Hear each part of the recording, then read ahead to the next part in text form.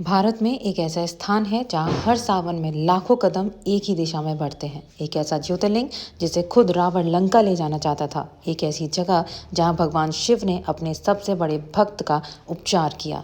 लेकिन सवाल यह है कि आखिर क्यों रावण शिवलिंग को लंका नहीं ले जा सका। क्या था वह रहस्य जिसने इस पवित्र धाम को देवघर में स्थापित कर दिया। आज हम चलेंगे उस दिव्य स्थान की ओर जहाँ आस्था, शक्ति और चमत्कार का संगम होता है। आज हम आपको लेकर चल रहे हैं भारत के सबसे पवित्र धामों में से एक बाबा बैद्यनाथ धाम, जो झारखंड के देवघर में स्थित है।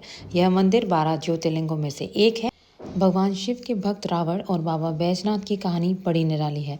पौराणिक कथा के अनुसार दशानन रावण भगवान शंकर को प्रसन्न करने के लिए हिमालय पर तप कर रहे थे। वह एक एक करके अपने सर काट कर शिवलिंग पर चढ़ा रहे थे।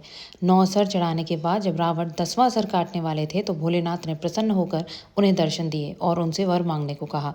तब रावण ने कामना लिंग को ही लंका ले जाने का वरदान मांग लिया।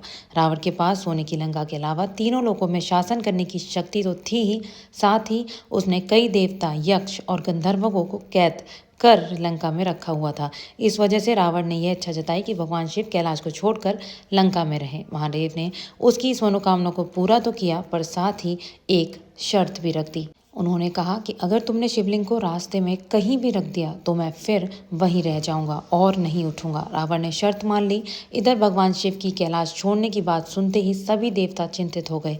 इस समस्या के समाधान के लिए सभी भगवान विष्णु के पास गए। तब श्री हरि ने लीला रची। भगवान विष्णु ने वरुण देव को आचमन के जरिए रावण के पेट में घुसने को कहा। इसलिए जब रावण आचमन करके शिवलिंग को लेकर श्रीलंका की ओर चला तो देवघर के पास उसे लघु शंका लगी।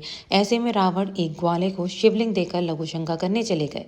कहते हैं उस बैजू नाम के ग्वाले के रूप में भगवान विष्णु थे। इस वहज में ही यह तीर्थ स्थान वैजनाथ धाम और रावेश्वर धाम दोनों नामों से विख्यात है।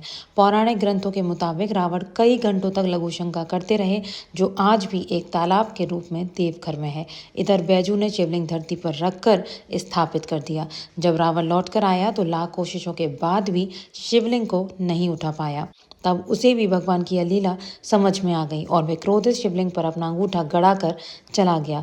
उसके बाद ब्रह्मा, विष्णु आदि देवताओं ने आकर उस शिवलिंग की पूजा की। शिव जी का दर्शन होते ही सभी देवताओं ने शिवलिंग की उस स्थान पर स्थापना कर दी और शिव स्तुति करके वापस स्वर्ग को चले गए। तभी से महादेव कामना लिंग के रूप में देवघर में विराजते हैं। अब बात कर लेते हैं इस मंदिर की बनावट और अनुभवों की। मंदिर की ऊंचाई लगभग 72 फीट है और इसकी बनावट पारंपरिक उत्तर भारतीय शैली में है। यहाँ भक्त सीधे शिवलिंग को स्पर्श कर जल अर्पित कर सकते हैं, जो कई अन्य ज्योतिर्लिंगों से अलग विशेषता है। भक्तों, बाबा बैजनाथ धाम सिर्फ एक मंदिर नहीं बल्कि आस्था, विश्वास और भक्ति का केंद्र है। अगर आप जीवन में एक बार भी यहाँ दर्शन करते हैं तो यह अनुभव हमेशा के लिए यादगार। भक्तों, अगर आपको यह वीडियो पसंद आई हो तो वीडियो को लाइक कीजिए, शेयर कीजिए और हमारे चैनल भक्ति विदंशी को सब्सक्राइब करना ना भूलिए। एक बार जोर से बोल दीजिए, हर हर महादेव।